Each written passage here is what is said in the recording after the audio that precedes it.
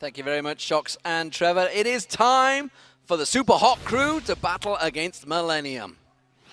And of course, for the Super Hot Crew, the long journey to the LCS has been a bit of a wild roller coaster ride. Let's take a closer look at their Cinderella story. SK solidifies and puts themselves back into the LCS. And they just poured out their heart and soul against an SHC that did the exact same thing. So after we lost to SK, we wanted to stay all together. We make a changement for Mr. Rales. We wanted to create a team for Coke League and try to win everything we can and then qualify for LCS. I think it's kind of like a stroke of luck, really. They all split from me and I went back to my old team. And then suddenly it's like, oh, we can qualify again. We get told like in 3 days we're gonna play with NIP and MOM. We had such short time between everything. I'm like, God, I know, we've done this before. It's crazy, it's just like constant swing of emotions. It was all about that League of Legends Championship Series spot, and the Super Hot Crew are in. When we qualified for the LCS, there were a lot of people approaching us. Suddenly everyone cares for you who didn't give a damn about you before. Like we sat down together and we said, this is the deals we can get and we need to find out who is the best for us. The team decided we should go with being our own brand. We didn't want to play under whatever tag, we wanted to keep our name. Basically my summoner name for a long time in solo queue was Super Hot Fire. We had to make a ranked team and I had to make it, so I just found out this name and it stayed. We came in a Super Hot Crew and we thought, well, if other organisations have done it before, why can't we? So Miss Shy and others decided to band around other people who wanted to get involved. We did some research. When I found out he has a lot of experience in esports, I was approaching him. Super Hot Crew had like many possibilities to join other organizations, but I said, hey, esports is my passion, it's not about the money. I'm sure you can get more money and more sponsors from well-known teams, but if you make your own, then you've got independence. We knew it was gonna be hard to be one of the top teams in LCS. Their manager told us, you get 3 months in LCS, just enjoy your time and do your best. We know we're gonna face hard days and we will go through them, and the only one who can ever decide if we should change something or not, that's us. Like no one else can interfere. You have so many possibilities to do your own stuff and you can especially focus on the needs of the players, not the organization. Like if we want to grow as a brand and get more fans, then it's up to everyone. Everyone works for one goal, and this makes us become like much closer than before. I would say it's more friendly, familial than if you would join a random organization. I feel really more involved in our team and in our organization because it's ours. If you've got to start from the bottom, from the ashes or whatever, then yeah, you can build your own legacy, I guess. I personally trust our players and our team manager. When you are your own brand and when you got no pressure from the organization, I think you are a better team actually. They've done it! There's a teleport into the inhibitor. Mimers on the Nexus. Super Hot Crew beating the Wolves. You can look down at your shirt and look down at your sponsors and think we accomplished this. Very impressive stuff there. And honestly, I've seen it across the years in esports, the fact that these teams, they do join these big organizations, feel the pressure and often just fall apart. I mean, the thing is, when you join a new organization, you want to show to them they chose the right team. You want to show to them they can believe in you. So that's why you get this, like, even though they tell you, don't worry, we're not going to judge you on the results, you know they are, and you really want to prove to them that you're the right choice. Maybe we're seeing that with some teams in the league right now. Of course, the Super Hot Crew, though, are coming into week 4 after 2 great wins last week over SK Gaming and Copenhagen Wolves. Yeah, and the big surprise for me was the fact they played as a team. Like, everything worked for them. The solo laners, we called them out last week. They really stepped up. Especially Mimir impressed me so much. He had a KDA of 19. That is an amazing KDA to pull out, especially because he was hit so hard in the first few weeks. He really stepped it up. And both him, Mixa, and Mr. Rales were all on the Hot Player of the Week lineup. And that really shows how the whole team stepped up and how, you know, everyone just played so well. And of course, this was a team that had 4 members in the lowest KDA for their spots, so they really stepped it up. But where does it put Super Hot Crew now? Do we believe they can keep on winning the games? And you know, Mr. Rales himself tweeted, "Can I make it the dream 3 wins in a row?" I believe more in them as a team. I believe more in the solo laners right now. But the issue for me is still the fact that Impaler is so easy to ban out. He's only one on Pantheon and Vi, because he can do engages and he doesn't have to rely on his, his mechanics. So once he has these champions, he can make plays, but without them, we've only seen bad stuff coming out from both him and Super Hot Crew. So it's a bit too easy for me to actually make a game plan versus this team. And I think they really need to start improving it, or improving more the champion pools. For instance, I would like to see Wukong being picked up for Impaler. It kind of reminds me of both Vi and Pantheon in the way you can do the engages, you have good early game pressure, and you don't really rely on your skill shots. I mean, we just saw the 5-man Cyclone, so it's a possibility. It worked almost for the Copenhagen Wars. But of course, in the game versus Roccat, the lanes phased, it went well, but they felt a little off in the late game. Yeah, we're talking about Millennium right here. The fact that it didn't work for them in the late game, teamfight-wise, is a big issue for Millennium, and it shows the issue we had with Millennium for such a long time. Curb, he was roaming around early game though, setting up a lot of kills. It kind of stopped. As soon as teamfights were there, he went from 3-0 to 3-3. And everything just kind of went to nothing. I do like though the move they did with Aranea early game, putting him in the top lane to help Kevin out, get that lane snowballing, because it meant that you had both the mid lane and the top lane snowballing. It didn't work out for them, again, because once you get to teamfight, it's not the same Millennium that we used to see. Creaton though, I like the fact that he reminded me a bit of the Creaton from last season. He was very aggressive on Tristana. We saw him jumping into teamfights, trying to pick up kills and get out again. So I like that way of playing from Creaton.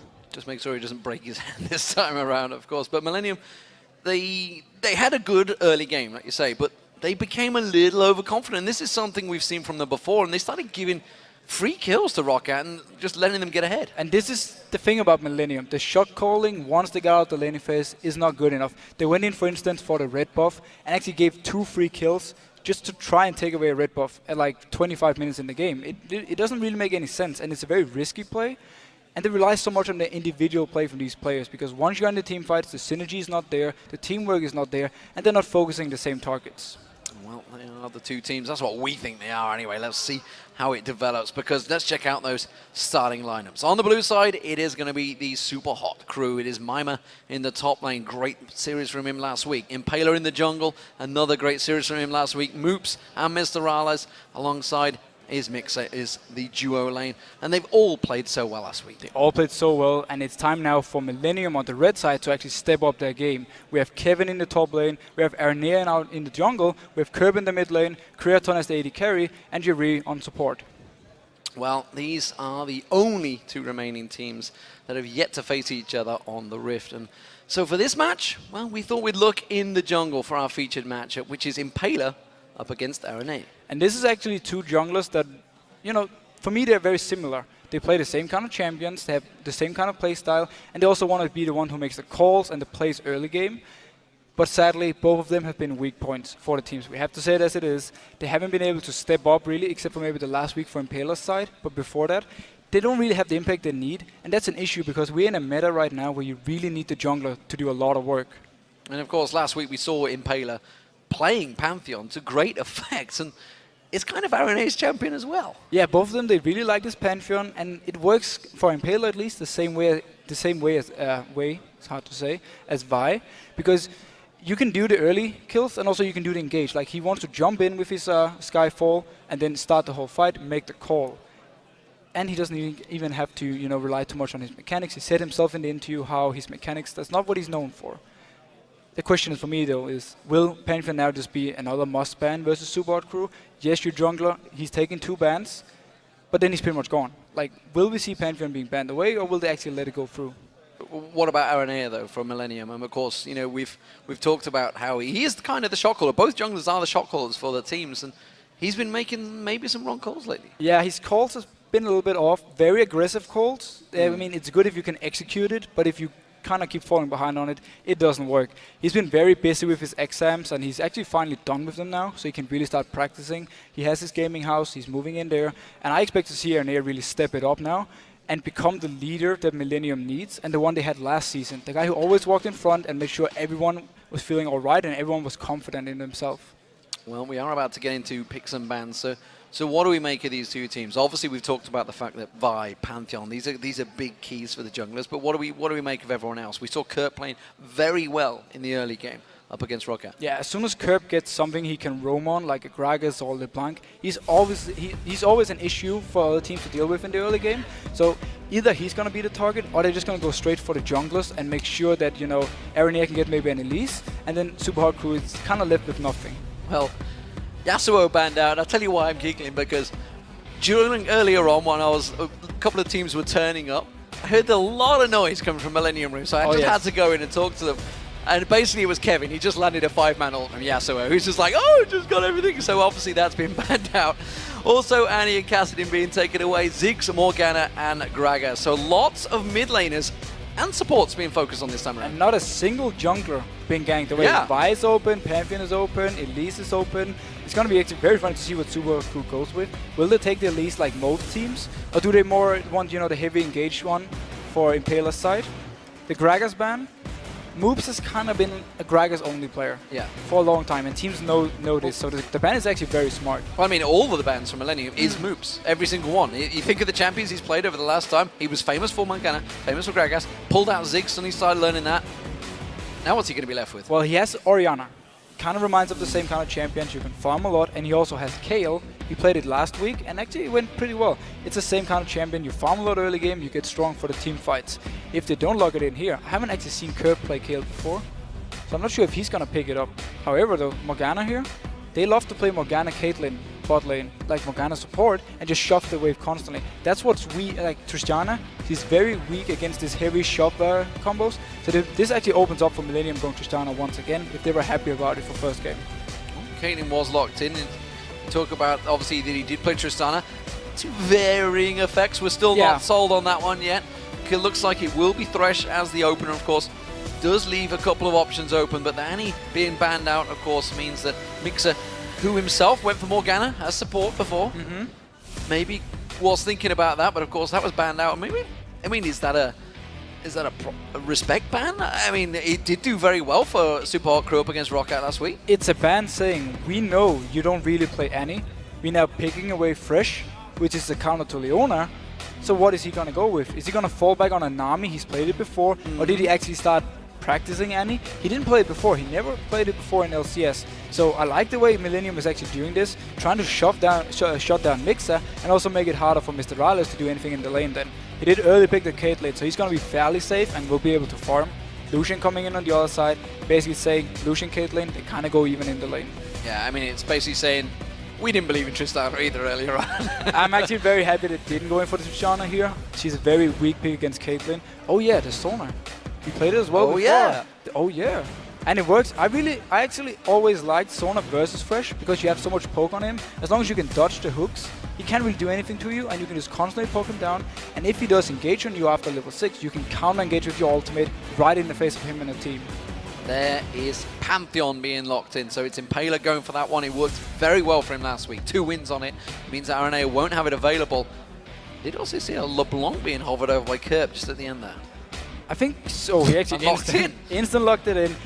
Kerb on these assassins where he can make plays. He really wants to punish moves. However, Orianna is actually very good versus LeBlanc, so they kind of open up for moves to go that route. Maybe trying to scam a little bit away from the Kayle. Pantheon pick. I think Super Hot Crew is one of the only teams who's actually not taking Elise when it's up. Because they want to play to what they know they're good at. And they want to play with... And he doesn't even pick Elise. Anyhow, they want to play to where they know Impaler is good. They want him on the champions he can do engages on and where he can do the early, like, very aggressive plays. Well, Elise was used by Aranea in the previous game against Rocket, but he's gone back to Lee Sin. It's a champion he played very well throughout the summer, and this time around, going to try and work it against the Super Hot Crew. Now the question is, will Aranea stay around the mid lane like we've seen him in the past weeks, constantly getting Kerb going, or will he shift the focus again more towards the top lane and try and get Kevin rolling and, you know, want Kerb to kind of win his lane alone? That's actually very interesting to see. I expect the bot lane to be kind of left alone though, because they will do fine with this fresh Lucian setup. Well, maybe the question's going to get answered here. Does Moves play Kayle? Maybe he will be. It's an interesting pick. I was going to say that's a dangerous pick because Kayle can be very squishy early on, especially against LeBlanc. It will be an Orianna falling back on that one, and it's going to be a Mundo in the top for Maimer. Yeah, Maimer just constantly picks this Dr. Mundo. Yes, he loses the early game a little bit, but once you get to team fights, he's very strong. Orianna pick versus LeBlanc, very smart. can get a few skills in your shield early game, and you can just prevent all the damage from the blind and just poke him out constantly. Warwick. Kevin actually went for Warwick. He did go for Warwick. And I quite like that versus Dr. Mundo because you get very tanky late game, you have a lot of impact, both is running teleport so they can follow each other, and this is pretty much a free farm lane for Warwick because Mundo won't be able to poke it down. It seems that the Millennium players are happy with it. Big smiles on their faces. They got a cheer from the crowd, of course, and it was locked in. So what do we make of these two teams? I mean, this is something we've seen before from Super Hot Crew. A couple of champions that actually, I think, will synergize very well. Yeah, they will synergize very well together if they can get the right engage. You know, Grand Skyfall coming in and then followed up by a Sonar ultimate from Mixa. We saw him flash ultimate last time. It was so good. I have to kind of touch on something I said myself just before with the bot lane. Caitlyn, Sonar actually, if they get an early push going, they will pretty much force Lucian and Fresh to lose a lot of CS at the turret and therefore force Aranea to come down and help. So I expect them to actually draw a lot of attention early. Well, you've heard what Deficio and myself have to say about this one, but let's check what you guys at home think. According to the numbers, it is 52% of you have voted for the Super Hot Crew. I'd love to check. I think that may be the first vote that Super Hot Crew have won. Yeah, it was one of the first very close votes we actually have. So far, it's been very one-sided. I like the fact that people actually believe in both teams. This is a Super Hot Crew with confidence and a Millennium team who have to win. Like, they literally have to win this game. Well, you heard Alex's opinion. He thought the Super Hot Crew may well take this one as well because they've certainly been playing very well. So as we move into this game, what are you expecting to see from this one? We've seen Millennium winning out well in the lane phases, but also Super Hot Crew do very well in the lane phase as well. Yeah, both these teams are actually very good in the early game. I expect them to rely a lot on the junglers, and I expect them to be very aggressive early, try and set up kills. The top lane, that's more or less the farm phase lane, so they have to focus elsewhere. The bot lane could be a potential one with the Lantern from Jerry onto a no mobility Sonar and try and shut her down early if Mr. Rales and Mixa go for the early push and trying to pressure the turret early. The final game of the night underway. Super Hot Crew as the blue team and Millennium as the red. And Millennium, well, they were famed for doing this. They did it a number of times over in Brazil, and Mr. Rales may well get caught out straight away. Is anybody going to flash engage? No, Jerry was far too far away from that one. It was actually very smart by Mr. Rales to run out in the river, because normally you stay in the bush and wait, and then Fresh can try like a blind hook. If he managed to hit you, you're pretty much dead, or at least forced to use a flash. This time he just went straight out. He knew he would be there before Millennium, and he spotted him coming in. And looking at the two teams, who do we see? A level 1 fight, if they were to go 5v5, because think back to Brazil, think back to Sao Paulo, think how Millennium got caught out pretty heavily by the team reading them, knowing exactly what they were going to do, and all face checking that bush. Yeah, the only CC on Millennium side would be the hook from Jerry, but then he doesn't really provide any damage from there. You can see Kevin facing Impaler. Oh, and he's going to catch on towards Kevin. Kevin's going to take a lot of damage before he gets that turret. He won't go down, I don't feel, from this one, but you can see lots of damage done to him. He's going to back to tower. Yeah, well, again, back to the level 1 part. None of the teams really have a great invade setup. However, I like the fact that Super Hot Crew has a bit more damage level 1, especially Sonar actually provides quite a lot of damage if she has stacked up her power cord while waiting in the bush. Cleaver being thrown out, not quite landing. Gerber, he's picked himself up a Crystalline Flask instead of a Doran's Ring in that mid lane. It does look like Impaler, who was standing around that red buff, will be starting off on the blue with the help from Mima, and no lane changes coming around from either side. Now we will have to see if Millennium can actually punish moves now that they banned away 3 of his champions, or at least 2 of them, and the Morgana. Because Kurt really has to win this lane, even though he's against Orianna, which is generally the very safe pick. He also picked up a Baryon move, so he really don't want to risk dying. Okay, let's talk about this bottom lane pairing, because Mr. Rales and Mixa have been getting a lot of first bloods early on. Who's going to hit level 2, in which case, who's going to go for that kill? I mean, Super Hot Crew, they don't want to go for this. They're going to get the early level 2, but they just want to keep shoving the lane. You can't really go all in at level 2 with a Sonar and a Caitlyn. You don't have any CC to bring. So they just want to do this. Constantly shut down the lane, and if they can get the wave to hit the turret while Kraton is still level 1, it's very hard for him to actually see it. They're actually getting very good poke early on there. They seem to be Kraton standing, taking that Pilt over Peacemaker full on in the face. And this forces Aranea to at least pay some attention to the bot lane. He doesn't have to necessarily gank it, but at least show himself down there, make Super Hot Crew back off, so, you know, the bot lane for Millennium can get some farm back. Well, it is Aranea that always goes looking for those kills, and Impaler, we'll see whether he reacts to them. Millennium do clear out that wave and push it back on. We are seeing both junglers in the bottom half of the map right now. And he is moving down. There's no lantern on Jerry yet, so he has to rely on the fact that he can safeguard to one of them and then start it from there. Impaler's actually moving away from the bot lane, so he won't be able to help if a gank should happen. So Millennium, will they manage to go for this one? You can see they're starting to push the lane out, and I think honestly, Super Hot Crew might read this one a little bit early because suddenly Millennium being aggressive here, RNA already backing away. Yeah, they expected it. Also the fact that Jerry started moving a little bit forward, he didn't try and stay back. So they kind of figured he's nearby, they didn't push the wave. They might actually just start doing it again now and force RNA to come down again and constantly be annoying. Keep him pressured maybe in that jungle. Mimer in this top lane, you can see he's shoving Kevin in towards the turret, but Kevin's not really going to have too many problems on Warwick. He can farm on the tower pretty easily. Yeah, and he's going to actually get a lot of CS right here because Mundo can't pressure him enough to stop him from CSing on the tower. That's why you need like a Renekton to constantly be around them. This is just a farm lane. A farm lane, it's a farm lane. Kevin slightly edging out. This middle lane, though, Moops up against Curb. Orianna versus LeBlanc. It's a lane we've actually started seeing more of in 2014 season. Yeah, because LeBlanc became this popular pick. A lot of the assassin-type players like Bjergsen and Hein NA, they love to play it, and they've really shown how much you can do with it. And it also means it opens up for the Orianna, the safe version against this LeBlanc. We do actually see Curb being very aggressive and having a small CS lead here in the start. Impaler is closing in from the side though. LeBlanc is a very tricky champion to close down, but again, that ward giving vision straight away and thinking of maybe putting a burst on Impaler himself there, which is why he backed off. And Aaron here, he's lurking around his top lane, but he doesn't have a red buff, so they won't be able to do anything to Mimer. And as you said yourself, spotted out by a ward from Impaler's side, nothing really happening. Both are just going to go back to farming. If Impaler can hit an early level 6, he can do a very nice surprise gank. Okay, so we've seen the Mundo and Warwick before in this top lane.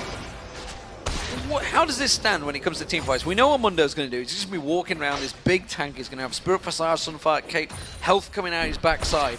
Whereas Kevin's going to be slightly different, but he's just going to be lifestealing. Is it going to be the pain? Is he going to focus Mr. Rales? What's he going to go with his, I can never remember the name of it, Infinite Duress? Yep, exactly. Yes. Well, basically, with the Warwick, you have the ability to single out a target, have LeBlanc following with him and pop this target. And at the same time, if you do manage to, you know, win the fight, the chase potential of Warwick with his is it called Bloodlust?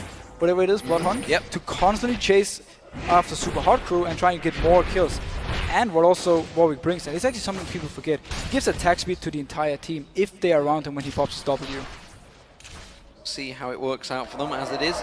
Not a great deal of aggression coming out. Looks like J-Ree may well try and come down and force something on towards Super Hot Crew. Here comes RNA, the lantern's thrown out. They are going to go for Mixer. Does flash away very nicely, but he's going to get closed in. It should be First Blood. Who will take it? It will be Kraton that finally gets it out. And just as we talked about, Super Hot Crew was pushing up the lane, constantly being a pain for Millennium. They had to call Aaron here to come down. This time there was a lantern on Jerry, so it's a very easy gank to set up. And there's so low mobility on Sona, you can't really do anything once Fresh walks in your face. Moops getting bursted once again by Curb in this mid lane, keeping the pressure on him. So Millennium get First Blood. Will they follow it through? This is something they've done quite often. It works out very well. They have very good early game, but they tend to get a little overconfident, and it is RNA that tends to go for it. Impaler's going to go face to face with Kevin, sees him out there, doesn't fancy it. That was so good. He actually spotted out Kevin because he was level 6 moving for the gank. Arnier was on the other side of the Wraith. They could have collapsed the 3 people onto moves and therefore trying to, you know, get Kirby even more rolling. He's actually already winning the lane by himself CS-wise. That's very impressive. Or maybe also a little bit moves not playing too well so far. Arnier spending a lot of time in this mid lane trying to get this gank on towards Moops. Maybe it's Kurt making the calls, maybe suggesting it, but we see this bottom lane. Now that Millennium have got that First Blood down here, they're starting to be a bit more aggressive. Yeah, and Super Hot Crew has to be very careful because there's no flash on Mixer, so if RNA should be there again, or even if Mixer should be caught by Hook himself, he doesn't really have any chance of escaping if it goes wrong.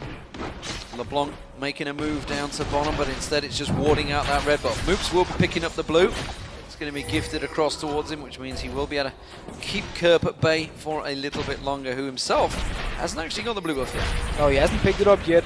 Arnier started his red buff and then he moved all the way down, so he could be in the bot lane as fast as possible early game. Impaler will hit level 6 though when he picks up his own red buff, and then we can actually really start seeing the ganks, and we can see how well Arnier actually reads him. If he's nearby when the Grand Skyfall comes in, he can maybe turn it around, especially in this mid lane where Kirby is looking very strong so far. That single award that was placed by Millennium And of course the one by Aranea, just giving all that vision. They know that he's on red buff, they know the rotation, they know that Moops is sticking around in the middle. So all the information given across. Kevin taking a look towards the blue buff. It is already gone, buddy. You're too slow on that one. It is still a very nice ward versus Pantheon because, you know, you don't really want to ward just in the river because he's going to jump across it. So with this ward right here, you might be able to spot Impaler doing a long Grand Skyfall into his lane, and it's actually making him a bit more safe. I will help the crowd. You pointed towards the blue buff ward. Yeah. Pointing towards something on the screen doesn't help the hundreds of thousands that are watching. But it's good that you do that. As it stands, Grand Skyfall is available now on Impaler, but he has no help down here, which means he's just going to clear out, make sure the wave doesn't get taken by the tower. And first item by Curb, full-on aggression, needlessly large rod. He's just going to go straight in the face of whoever is coming close to him. If he gets the early DFG, he can really start setting up kills, and we actually see him moving towards the top lane. Yeah, and there's no ward coverage here. Mima may well get caught out by this one. Has got his ultimate available, but you see the infected cleaver landing. That's going to be the infinite address. The burst down. He's just a stagnant target, and Mima will drop from this one. Or will he? He's going to try and get away. The blood hunt from Kevin. He should get the burst down. He's onto the tower. Is there going to be no Grand Skyfall's coming out from Impaler? But he's already gone down. It's just simple defensive duties now for Impaler. And a nice roam coming from Curb. He does it every single game. If he wins his lane, he will make plays everywhere else. And the nice thing about this one, the stun from Warwick came in where Mundo was actually on the right side of the creeps. So he could hit the chain from the blank without having to dodge around these creeps everywhere. And of course, we see Aranea immediately setting up, defending the lane, making sure the farm doesn't go to waste, keeping all the advantages. The teamwork that you see from these LCS teams is always top-notch. And at the moment in the lane phase, it's going Millennium's way. Yeah, and this is what Millennium does every single game. Oh, hook coming in on Rallis. Hook onto Mr. Rallis. Oh, Crescendo completely missed it. Actually, I think he caught Kraton as he managed to dodge out the way. Mr. Rallis trying to turn around. Great pilt over Peacemaker there and turning the pressure back onto Millennium. Yeah, the ultimate from Mixa just caught Kraton and actually prevented anything from happening. Instead, Super Hot Crew actually won this trade. They don't have the ultimate now though. If there should be a potential dragon fight or a fight in the bot lane, Solana is going to be rather weak. Millennium looking to try and make plays, safeguard on towards a ward there, but Aranea is going to get caught out. He kicks his Mixer. Mixer in trouble, no flash available. As he has, can he get out of it? Instead, it's going to be Aranea focused. No! They've let him go! Because they've come to Kevin. Kevin teleporting in, Impaler's in trouble. Shockwave getting pulled by Moops, but it's not going to be enough to save him down. Impaler drops down. Kevin going to get focused on Mr. Rallis, trying to kite him around the tower. Has he got the damage on Kevin? No! He just gets baited into it, and J-Re picks up a kill. Now Moops is in trouble. Mima joins way too late in this fight. Way too late with the teleport from Mima. Had he come down earlier, he could have prevented some of these kills from happening. Instead, Millennium just pick up so many kills, and now Mima might even be caught out. Mima in trouble. Oh, the death center's not going to land, but J-Re is sticking around, finally backing off, and that bottom lane creating a lot of plays. 3-0-1 Kraton. And now, talking back to the communication part, there was no ultimate on Solana, so they called Aranea to come down to start the fight, and Mixa went the completely wrong way around, got caught out, just died pretty much for free, and then everything started because a great teleport from Kevin came down, and they could just chase it up. I'm not sure why Mima didn't follow him with teleport. Impaler's been late to the fight. Last time around he played Pantheon, he was countering so nicely, but this time around he was just too late. That Grand Skyfall is available, but not a great deal that he can do with that anymore. Spectral Cloud picked up by Mima in that top lane, who was really redundant in that fight, finally chugs his way up there, and again, ward being placed by Aranea on that blue buff, ready for it when it spawns. They want to fight for it, especially because Curb is so strong in the mid lane. He's more or less able to pop anyone at this point. So if they can set up a 3v3 scenario here, where Warwick picks a target with his ultimate, and then Curb goes straight on it, they can take the blue buff and, you know, keep the dominance going. Millennium, they're so good in the early game, and if it wasn't them, I would like to say, you know, they can snowball this game, but we have seen them throw these leads before. I like your confidence in Millennium. I don't have it yet. We don't have it yet. Oh, Death Center's been missed up from J-Re, a good poke back and forward. We do see Impaler, but look at that. That ward that was placed deep, like you said earlier on. We saw Kevin doing exactly the same. They have full vision of him, so they know Grand Skyfall's available, which is why you see them playing so cautious in the lane. Yeah, Millennium really shows they know how to play with Pantheon and against Pantheon. They're constantly making sure he can't do anything. He's actually going in now. Grand Skyfall Crescendo onto Kraton. The stamp's going to land on him, but he manages to take the blind ladder away straight away. Blind ladder, I don't even know where that come from. Lantern is the word I was after. A blind ladder, maybe. But we see, countering, the moment he was away, Arenair comes in, steals the blue. Yeah, and Curb wasn't even there, so he just went in for it himself. Curb instead roamed to the bot lane. He might catch out Impaler. Impaler's going to get caught, burst down towards him. Oh, look how much damage Curb just does. And Impaler gets popped. Now Mr. Rala's in trouble. This is all going Pete Tong for Super Hot Crew. It is going to be Kraton picking on towards Mixer. There's another kill. Kraton gets it. And this seriously couldn't go any worse for Super Hot Crew. No matter what they're doing, Millennium is there to punish them. You have a 13 minutes DFG LeBlanc instantly one-shotting your tank. Millennium, if they keep up this pressure and keep taking these kills, the buffs from Super Hot Crew, there's no way they can actually get back in the game. Big objectives being picked up by Millennium here. Great start from them. 8-1 up in kills. Dragon going down. Tower being pressured on the bottom. Kraton's just keeping their waves, pushing it towards it. Doesn't want to take the tower down yet because they're doing so damn well in that lane. 4-0-3 now, Kraton. Yeah, there's no reason for Millennium to break the laning phase. If they can keep all the turrets up and just stay like this and just roam around, they can just keep picking up the kills. If they do take down the bot turret, they have to, rotate somewhere else. And that's not what they want, especially with this combo. Zero impact from Impaler here. Walks past the ward in middle. Arenair says, thank you very much. I'm going to take your red away now. So he's taking the blue and the red from Super Hot Crew's jungle. And I love this way of playing from Arenair. This is what we need to see. He's really stepping up. He's constantly making sure that Impaler is getting nothing. No buffs. And he's been doing the ganks as well. He did do the early game gank that gave them the kill they needed. And then 4-0-3 on Kraton. He just said, thank you very much. I'm just going to take it from here. Now we're on to the blue buff, which is going to be given across the curb. I'm pretty sure on that one. Super Hot Crew, well, they have to make some plays now, don't they? Because they've fallen so far behind. 4,000 gold, 14 minutes in. It doesn't sound a big number, but it's a giant number at this margin of the game. It is huge. They need the next Grand Skyfall from Impaler to give them a kill or a tower. They need some sort of reward, or Millennium can just keep doing this over and over again. They're stronger in every lane every single lane so far. And if there should be a fight, Super Hot Crew pretty much have to outplay them at this point. Yeah, and just look how cautious they're being in that bottom lane now. The moment they saw the duo pairing of Jair and Kraton, they completely stepped away. In fact, they're completely leaving the lane. They're heading off towards the middle. Yeah, they're going to go here and maybe try and pressure somewhere else. But against Curb, he's going to try and pop Mr. Riley instantly as you see him. He's level 8. Well, Moops too far away from that one. Curb easily reading that. He's got his flash, and LeBlanc is so mobile anyway. They're going to maybe see if they can look at that. They're going to use this is a desperation plays. They're trying to take him low and push to the lane, but it's so easy to spot. Yeah, and Jiri already moved, makes a recall, so there's only 3 people mid, and they don't really do anything with this other than saying we can't actually stay bot lane at this point. If we stay bot lane, we will die 2v2 or to a gank, so we have to do something else. And right now, they're just doing nothing. They're getting no CS on the Cade lane and no levels either. Oh, that death sentence dangerously close to Moops' foot there, nearly pulled him back in. No, that's trying to give Mr. Rales everything. He's having to jungle now. Yeah, jungle Cade lane actually. No, he's going to rotate to the top lane. They just try the next lane now. Didn't work in mid lane. Let's go top, see if we can pressure down this Warwick.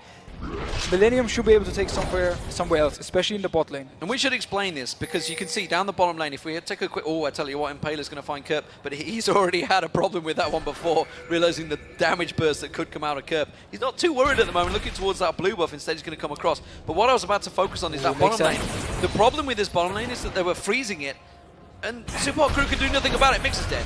Yeah, he's pretty much dead. Popped. Moves, he might actually try and close in on this one, but Curb should still be able to almost 1v2, and Jiri is there as well with the Lantern. But as you talk about the bot lane, when they were freezing it, it's simply saying, if you get just close to any CS right here, we're going to try and land a hook with Jiri and just instantly kill you, because our AD carry is so strong compared to yours. And they're just leaving Kraton. He's now having his wicked way with the bottom lane. He's got that Bloodthirst, he's got the Sheen, he's building up all the damage he wants, taking towers for free. Yeah, and we see the Grand Skyfall coming in. Is it going to land on towards Curb? Curb just walks away, does manage to get stunned up. Oh, and look at the speed he's got. Takes the Lantern. Thank you very much, Jiri. They might, no, not even a minion wave in mid lane. They can't pressure this. Arenair's top lane now. If Kevin goes on to Mr. Rales, he's going to have a very hard time surviving. Well, we do see Impaler heading up there, but of course, Grand Skyfall was just used out. Ward placement coming out from Kevin. No worries there. Kevin has just been untouched in his top lane. Infinite duress on towards Mr. Rales. That's going to kick in towards him. The kick actually taking him to the tower. Great crescendo coming out, but Kevin goes through him. He's like roadkill on the tower there, and now Mixer putting pressure on him. Kevin just walks away, no problem. There's really nothing Mixer can do. He did land his ultimate. Impaler wasn't nearby. It's been the story of Impaler this game. He's always been on the back foot. He didn't have his ultimate because he tried to use it in mid lane. So instead, Millennium picks up another kill. And right now for Super Hot Crew, things are just looking so hard, and they can't even stay in the lanes. They're trying to create something, anything, but it's just not working for them. Blue buff is going to get picked up. Not even going to be able to smite that one away, Impaler. They didn't have available, so there's no chance of that. And Kurt hanging around thinking, oh, I've burst him before. I'd love to take another support, get myself a free kill. Look at Kerb's items. He's almost having a death cap completed. We're at 18 minutes. He's almost having a death cap and a DFG. That is one shot to everything. Impaler. You're dead. Dear Impaler. Oh dear Impaler. It got blocked by his passive, but I think he's going to go down. Oh, the shockwave turn around! Is it going to be enough? Moop's going to try chasing Nilsson. Flashes onto it, feels it. Yes, he gets it. Well, something for nothing at least. And actually, this is what they need. Millennium, they're known to be overconfident. If they can manage to get some free kills here and get maybe back in the game from Super Hot Crew's side, Moops is actually doing fairly well. This kill really helps him as well. If he can get some items and actually land a good shockwave in a team fight, they might be able to come back. It is still looking very hard, and Millennium really have to lose this game by themselves. They may well do that. They've done it before. The TP coming in behind. Oh, could it be a flash on towards him? Puts the box down, shocking up Mima. Mima on that toe. Look at J-Reed. They've got to realise the fact that he's on that turret. Moop's taken so low now. Kevin trying to work him out. J-Reed will go down, but Moops is going to follow. Now Mima's going to be the next focus coming in. At the bottom is going to be Creator focusing towards him. Doesn't manage to get the damage down. The culling coming out. It's going to wipe out the minions. Kevin can tank this tower for days. And it's going to be Creaton getting yet another kill. 5-0-3 now. And the barrier actually gave Moops a kill. He was able to survive long enough to pick up the kill on Jerry. Again, this is what they need. Millennium quickly counter engages and they can take this turret. Now they're going to go in towards Impaler. Aranea tanking out too much damage maybe. Heartseeker trying to keep him at bay, but again Mixer's going to get focused on. Oh, that kick would have landed. I'm pretty sure Aranea would have followed. And Kerb is here, coming to the party from the side. He's not spotted by a ward. Will he try and go again on Impaler? Oh, Impaler, you are in all sorts of trouble so often so far in this game, but it is going to be the dragon that Millennium focus on. Kerper's not done yet. He's still in that mid lane. He's looking for kills. And he will just keep trying. Will Impaler? No, he doesn't really have anything to go in with except for his ultimate, certain death. He decides to just let the dragon go, wisely enough. Can he get this red buff though, or will him? No, but yeah, he can. Millennium actually plays so for once. For once. For once, they get themselves a buff. Blue buff will go across the curb. He's going to continue on his merry way. Rabadon's death cap almost completely social shoes. Doesn't even need them. He's just popping people for fun right now. And of course, this is something we've seen with LeBlancs in the past. And, you know, considering we kind of wasn't sure on the LeBlanc picks in the first 2 weeks, it didn't really work out very well in Europe. Of course, we've seen it working well in North America, but, you know, the mid laners are not as good there. So as it is in Europe, it's not quite working out. Fuck with that one. Right. I'm just gonna say that the Blanc for me is a very safe pick. You can take it if you actually feel you can win the lane, and then you can just have so much impact. That's also why they love. You know, we see it so much in NA where Bjergsen is just dominating everything. He's doing it on the Blanc most of the time. Well, Aranea is going to be taking that red buff, looking for the kills. Kerp still lingering. See, he's just trying to stay in the blind spot, just around the corner so he can get some of that burst down, putting those wards in that mid lane, but nobody really falling for it anymore. And when he actually recalls, he will be able to pick up this death cap and start working towards maybe a Void Staff, just to do even more damage. Generally, the entire team of Millennium, except for Aranea, is going, you know, very damage route right now because they are ahead and they want to keep snowballing it. The question for me, though, is can Millennium actually hold on to this lead? Well, it's a question we've always wondered many times.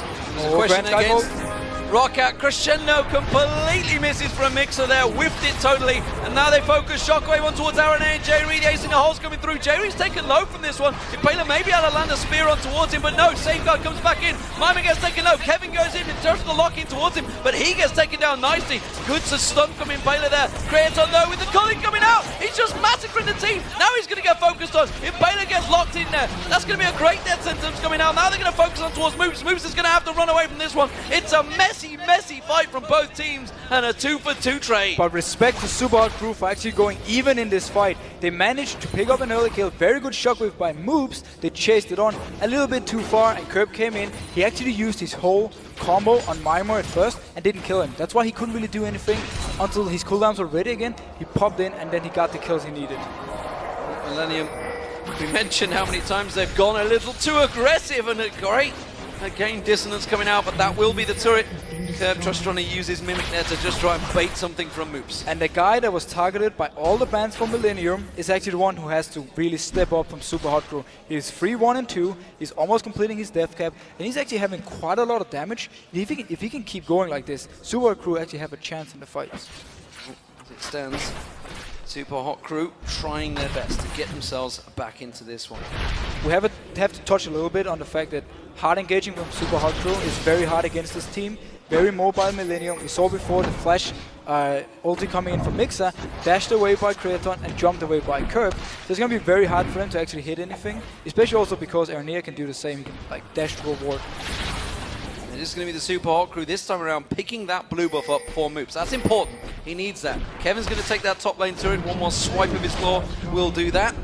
And he will back away. But Millennium, they're looking for kills. Impaler's going to get found. He's going to get kicked. He's going to get punted. It's going to be Curb coming in. And once again, destruction from Millennium. Yeah, but do you actually know Oh, wow. What are you doing, Mr. Rales? Out of position, trying to create anything, trying to get some farm. But Kraton and J-Ree just find him easily. Yeah, just when Super Hot Crew actually had a good team fight, they just do two things so wrong. First of all, Impaler stays around just to throw a spear in the face of Aranea, even though there's a risk of Curb being nearby, has to give up his life.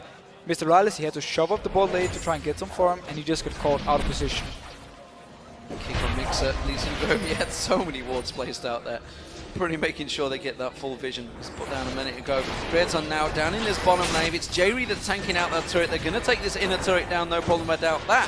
For Millennium, that takes it 5-0 in turrets. And look what Millennium is doing right now. They're scared of team fighting, so they just spread out on the entire map, and they keep Curb in the mid lane, and then he can roam towards bot now. See J-Ree with the hook. Flash death sentence on Mixer straight away. He does get the crescendo out at the end, but it's not going to get him a kill. Or will it? No! Sidestep, Mr. Rales, infinite duress. Mr. Rales runs away. Impaler's just trying to dodge away from that one, and it is going to be Kevin again taking all those tower hits. Millennium just creating everything they can against Super Hot Crew. Yeah, just as we talked about, they want to spread out Super Hot Crew and then try and make a pick, especially with this LeBlanc and also an amazing flash hook coming in from J-Ree, setting everything up. They do have to back up though. They can't really push on this Orianna at the moment. At the moment, it seems that Millennium are just in control of this game. 18-5 in kills, and I just want to quantify talking about these mid laners because, ladies and gentlemen, Bjergsen is European. I don't care if he's in North America right now. He's still a European player. We're keeping him.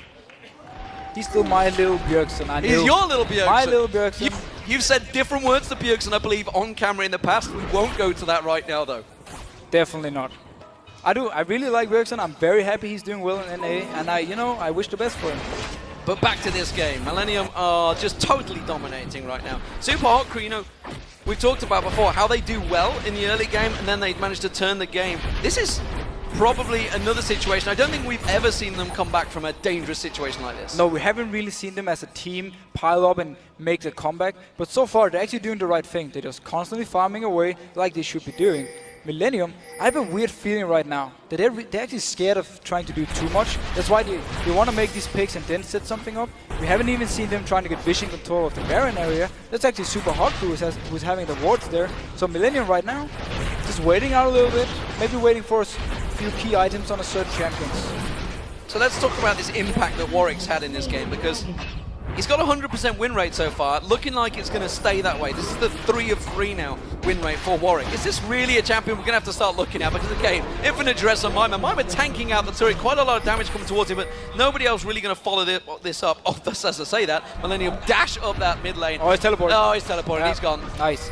Warwick, I like him very much versus Dr. Mundo because it's this farm lane and you have to teleport. They are starting the Baron though, and there's a ward on it. With Super Hot Crew, react to this? Well, Kraton trying to tank it out. Arenair's going to come in. They realize the rest of Super Hot Crew are going to have to come in for it. Are they going to be able to do anything about it? Crescendo's available. Flash is available. Can they get closed in the right time? Curb's taking pretty low on damage here. The rest of Super Hot Crew don't come in. But let him... Oh, Lee Syndrome kicks in for Arenair. He goes deep on this one. Kicks Mixer in towards that. Mixer not able to do anything. Crescendo was not even used. Arenair goes down. It's a 1-for-1 so far. Curb comes back around. Mr. Rales trying to kite him out. Uh-oh, that's trouble for Mr. Rales. He gets popped by Curb.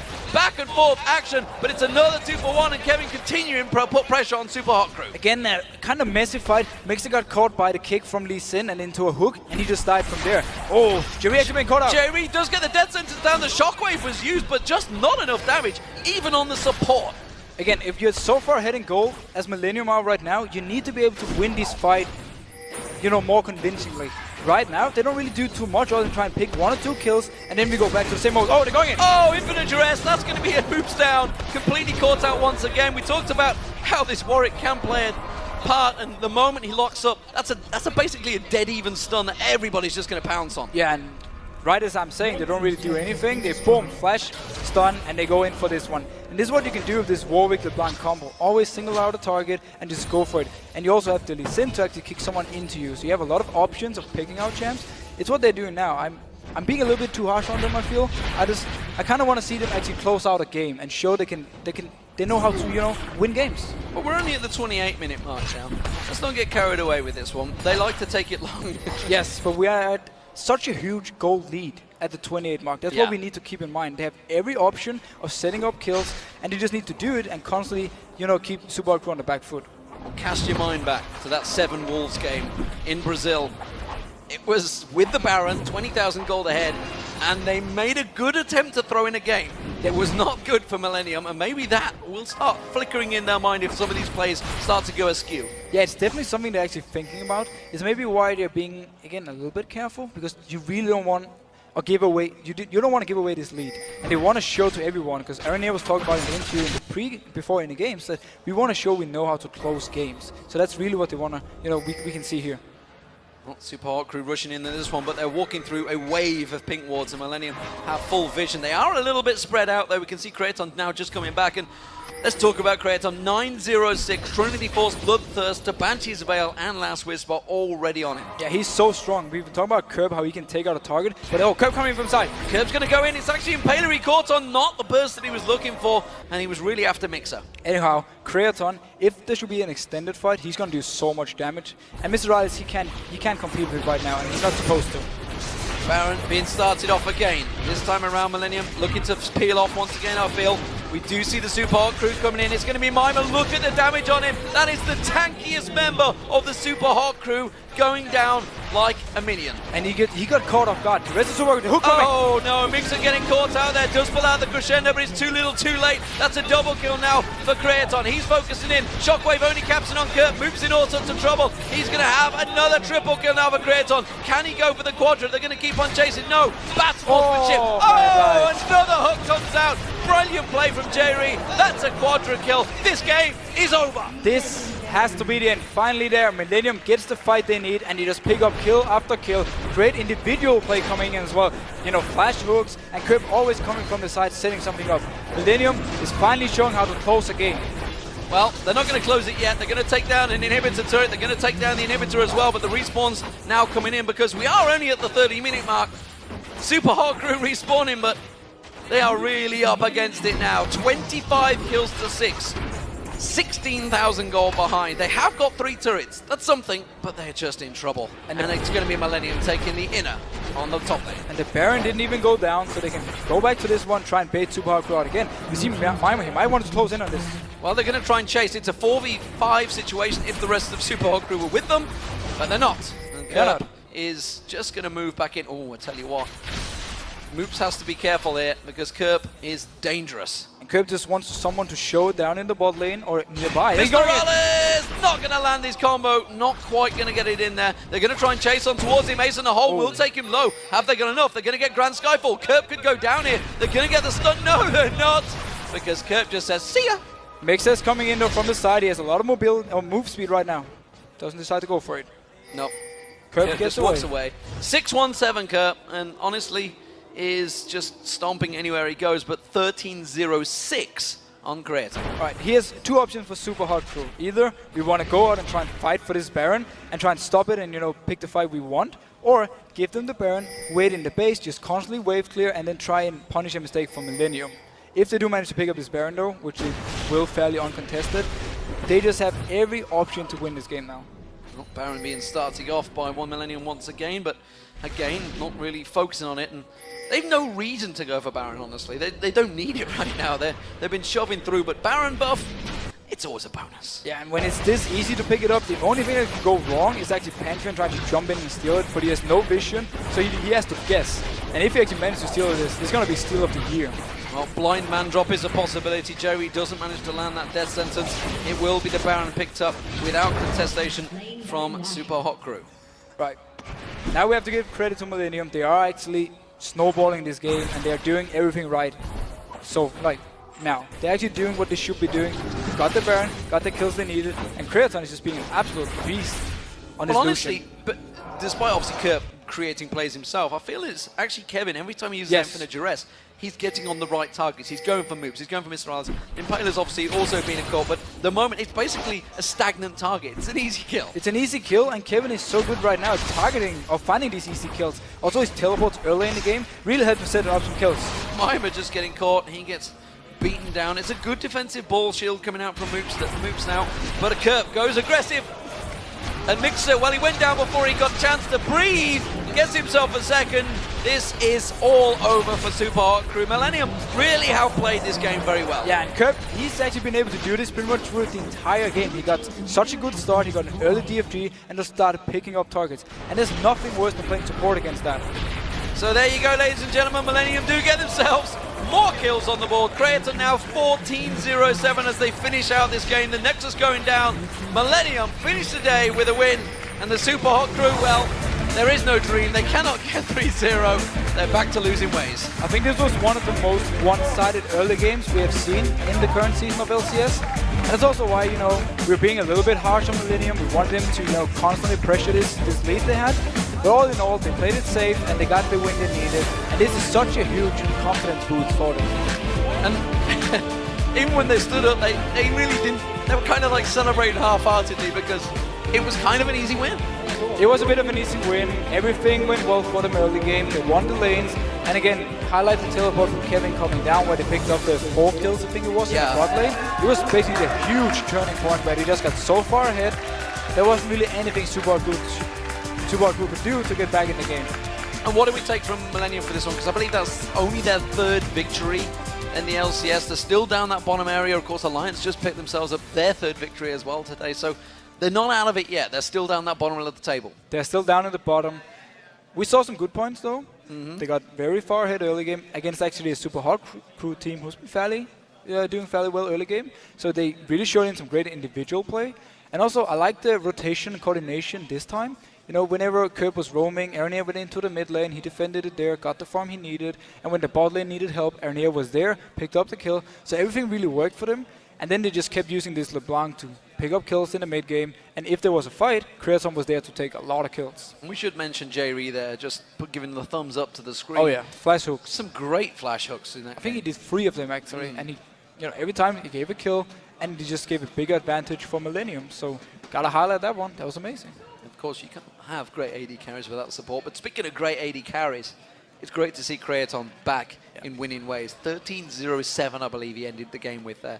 You know, he was the man that was carrying the team before. This is going to give him a confidence boost. Of course, and this is also him showing to the team, you can still trust in me. Yeah. Give me the kills early game like he got this time, and I will carry this game in every single team fight. He didn't do a single misstep. I don't even think he died.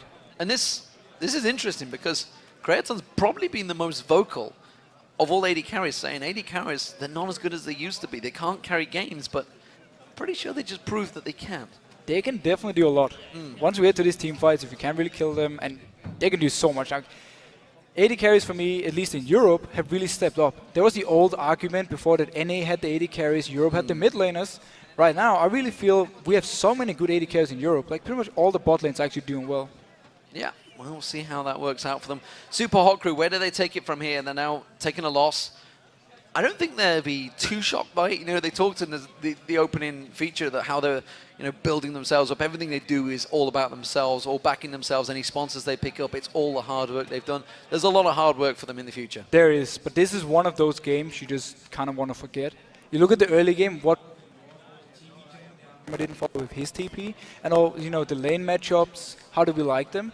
And then from there on you kind of say, we lost the early game so hard, we couldn't do anything. And then you kind of forget the game and you move on to the next one. So I expect them to go home, really prepare for tomorrow, and then come in and show like a new super hot crew. So let's look back over the day. Let's see what we make of it. Alliance taking down Fnatic. Yes. Fantastic result for them. Now Millennium picking up a win. The bottom of the table is all winning. With Super Hot Crew losing, I believe they're all going to be pretty close down this bottom of the table. Again, we're looking at a tied situation. You were obviously in that last year yourself, in that crazy tied situation throughout the season. Is it a case of everyone in Europe can beat everyone? Or is it just a simple case of Fnatic and Gambit are slightly ahead of everyone else? I feel overall Fnatic Gambit, yeah, they're just a small step above the rest. But everyone is, you know, the teams are very coordinated. They practice a lot. That's the thing in Europe. It's normal to scrim about 8-9 hours a day. And then you watch replays and prepare from there. So all these teams are taking it super serious. And that's why we have these close games that if one team makes a mistake, the other one will punish it. We saw the same thing for Fnatic. Even though we were like, oh, Fnatic, so good. They can make mistakes, and Alliance could punish it, even though they were the bottom team, and take the win. And this is just Europe all over again from last season. Well, we'll see where they have one of those crazy tie situations, but that's a long way off. We're only in week 4, ladies and gentlemen. For now, though, let's head over to Shox and Quickshot, who are standing by with Millennium's Creaton, the man that got 1307. Thank you very much, guys. We are indeed joined by the 80 carry for Team Millennium, Creaton. Great win here, but I want to go back and recap the day for you guys, because it started out not so well versus Rocket. And for you on that Tristana, that didn't really work out, so talk us through that. To be honest, I couldn't do anything in this game because we threw the game pretty hard, as we usually do. And at this point, they were too tanky to do anything, so basically I was useless. But yeah, that's it. So how do you reset from that, and what was the plan going into this one, specifically versus the Super Hot Crew? We were like, we went 2-6, so we were like, we don't care. Let's play whatever, and let's see. And it worked out. And we were talking about Warwick a lot because every time Jerry plays Warwick at solo queue, he wins. So he was like, play goddamn Warwick, and it worked. So it's interesting you highlight the Warwick because it kind of felt like you and Kerp had phenomenal games. I think you went 14-0-7 at the end there. Kerp didn't get, gave up very few deaths. What helped the two of you really picking up all those kills and destroying Super Crew in this match? To be honest, I think we just played correctly or they played bad. I'm not really sure. I have to watch replay, but I felt like getting kills on bot lane was really easy this game. Can you make maybe the comparison? What went right here that went wrong just 2 matches before? I already explained. We played good early game against Rocket, but then we threw the game like morons, and that's it. So that's a very strong word. And, Millennium have had some struggles closing games out. So how do you and the rest of the team actually step back and approach that? How do you tackle that big problem? I feel like we are all 5 great players, but no one of us can really shot call really good. And we have troubles, like we struggle a lot during the game. We don't talk that much inside the game. We don't have like fresh ideas what to do, like when to push, when to split push, and things like this. And we try to figure it out. And I hope for the next week, because we play Fnatic and Gambit, it's going to work. So explain to me how the shot calling works in Millennium. If you said you don't have a clear shot caller, you've got the loudest player in the LCS, Aranea, on that stage. Is he not the in-game caller, or how does that structure work?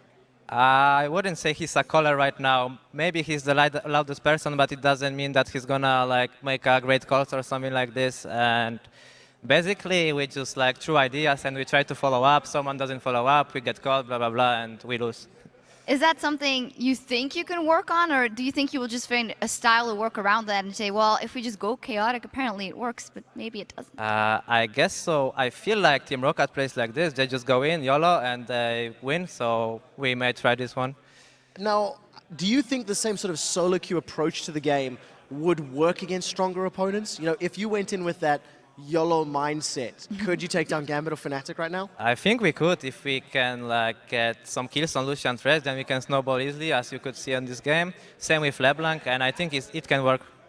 Yeah, you touched on that Lucian Thresh, and you know you have been quoted in the past to say, I think it's really hard right now for AD carries.